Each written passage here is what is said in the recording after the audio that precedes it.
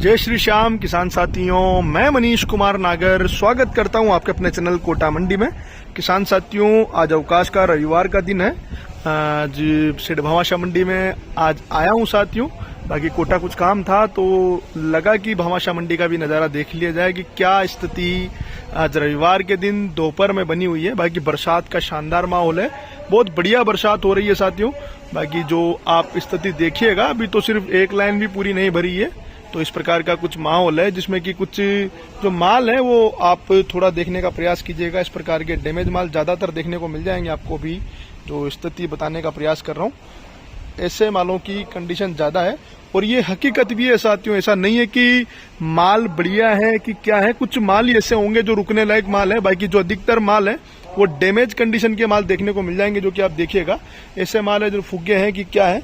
इन मालों की कंडीशन आप देखकर अंदाजा लगा लीजिएगा कि कितना माल राजस्थान के अंदर अच्छा बचा हुआ है। ये हकीकत में आपको हमेशा दिखाने का प्रयास करता हूं। बाकी जो आज की स्थिति है वो इस प्रकार की स्थिति देखने को मिल जाएगी, जिसमें कि फुग्गे हैं, डैमेज कलियां हैं, इस प्रकार का माल ज्यादातर देखने को मिल जाएगा भामाशाह मंडी में, जो कि आज रविवार के दिन है। तो आप ये अंदाजा लगा लीजिएगा साथियों कि किसान के पास क्या माल है और ये जो भी माल है ये कितने दिन रुकने की कंडीशन में है, ये भी आप आसानी से समझने का प्रयास कीजिएगा। क्योंकि जब मेरी अभी किसानों से बात हो रही है तो अभी भी एक बात निकल कर आ रही है कि अभी भी माल खराब हो रहा है, तो ये कंडीशन अभी भी बनी हुई है साथियों।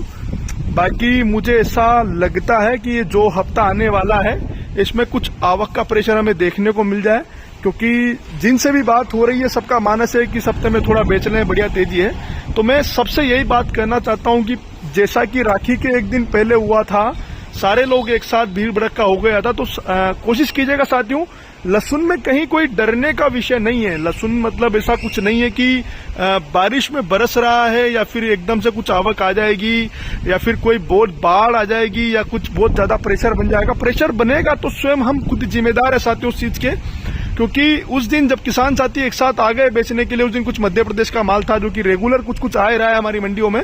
कोटा में भी एमपी का माल कुछ न कुछ आ ही रहा है साथियों, क्योंकि यहाँ पर मीडियम में और छोटे मालों में बढ़िया तेजी देखने को मिल जाएगी और मंडियों की अपेक्षा। तो वो माल यहाँ बिकने के लिए आते हैं, तो वो भी एक साथ बना प्रेशर था साथियों।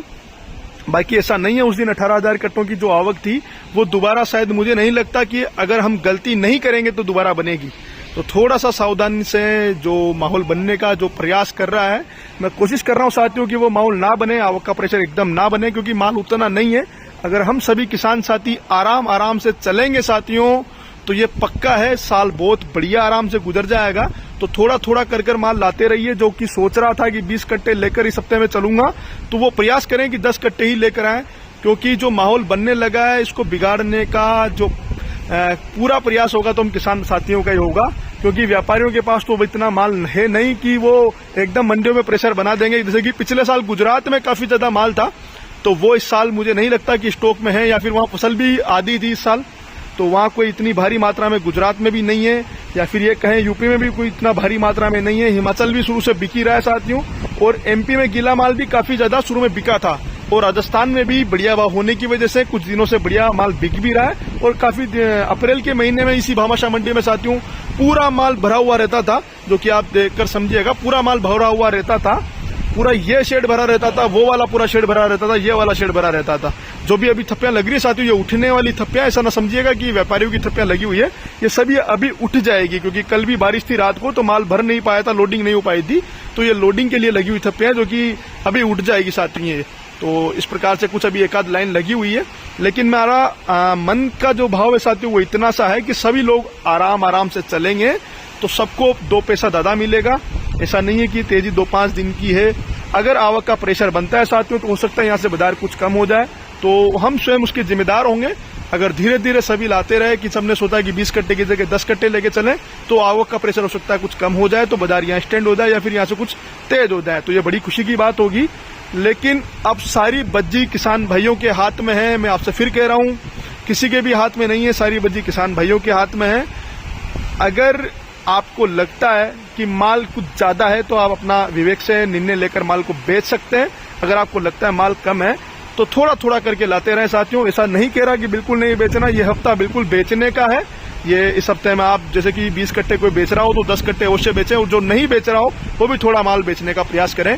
क्योंकि ये अच्छे भाव हैं। कुछ सिंपल सी भाषा में समझाने का प्रयास करूं साथियों, अगर किसी के पास 100 कट्टे रखे हुए हैं तो 25 कट्टे इस महीने में बेचने का ये शुभ अवसर है कि 10 सितंबर तक 15 सितंबर तक थोड़ा माल आप बेचकर 25 कट्टे बेच सकते हैं। बाकी ऐसा कोई नहीं है कि घबराने का कोई विषय नहीं है कि आप पूरा माल इसी महीने में बेचने का सोचें, क्योंकि अभी पूरा सितंबर बाकी है, अक्टूबर बाकी है, नवंबर बाकी है और कहीं ना कहीं दिसंबर बाकी है। और जो बारिश का माहौल है साथियों, सितंबर में भी बढ़िया बारिश का अनुमान है, तो जनवरी तक भी अगर ऊटी नहीं आया साथियों तो बारिश है तो बुआई कैसे होगी।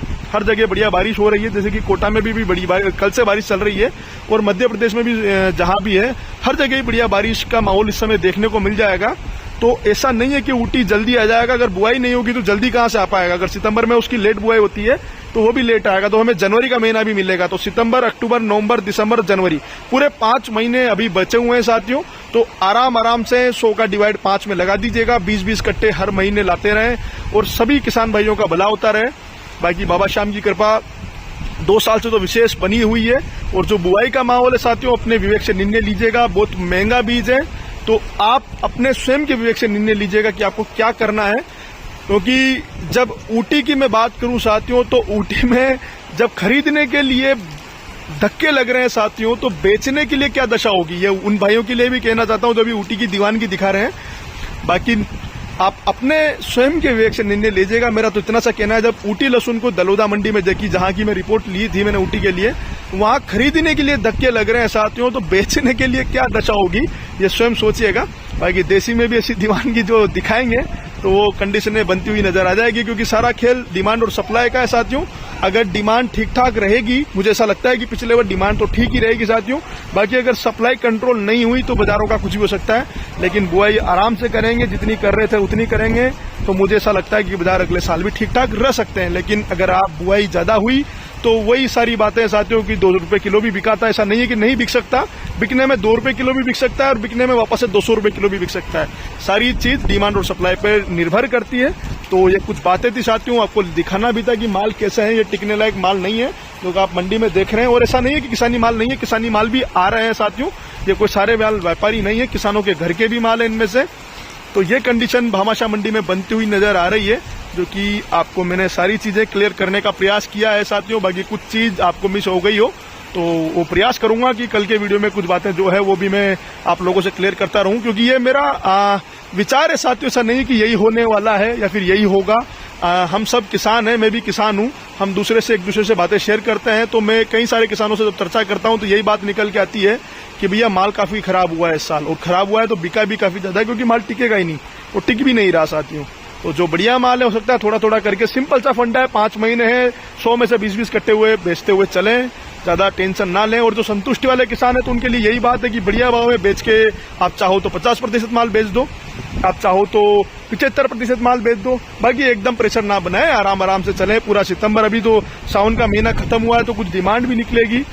बाकी साथियों एक और प्रयास करते रहिएगा चाइना से लड़ने के लिए, ट्वीट करते रहिएगा और अपने जो कस्टम अधिकारी के नंबर आपको ऑनलाइन मिल जाएंगे साथियों। जहां जिसको खबर लगे कि चाइना आ रहा है तो वहां कस्टम अधिकारी को जानकारी देते रहें कि चाइना का माल इस जगह पे मंडी में लगा हुआ है। तो ऑनलाइन कस्टम के विभाग के नंबर निकाल लीजिएगा और उन अधिकारियों को सूचना दीजिएगा साथियों, क्योंकि लड़ना खुद को पड़ेगा। किसी दूसरे के ऊपर कंधे के ऊपर बंदूक रखकर चलाना बड़ा आसान होता है और लड़ना स्वयं को पड़ेगा साथियों। हर एक किसान जब ये लड़ाई लड़ेगा, हर एक व्यापारी भाई जो साथ देगा, तब हम जाकर इस विजय को फतेह पा पाएंगे।